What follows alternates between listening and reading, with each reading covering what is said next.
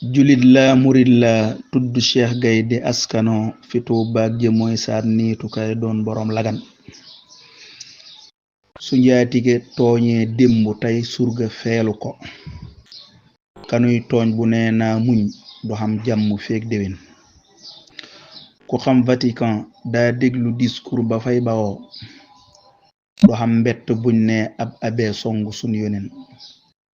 bu yàggul la bun waa 16 defub sorti wax lu bon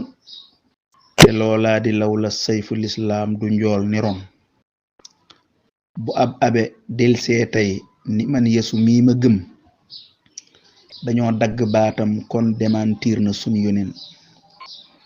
bileeb abe moo tooñaat julit ñi ni Mustafa ragal deeya tax muy bàyyi ko Makka dem Midine ku wax lii amul ab yar te nag yit offensé na sunub téere ak lislaam ji ak sang bi fi nun Latir Njaay yaral say kàddu jox war ma lii nu gëm bu ay wax xewee tontul ka wax yem ca mooy la gën xamal yow ni am reefam weteñ moo ngi yem ci muy fexe matt waajuy jaaru suy matt gis lu bon la dig dëgg mooy jullit bi moo wër la yóbbu doom ci seeni école bañ naa ko muuray xewul fi nun ku yarloo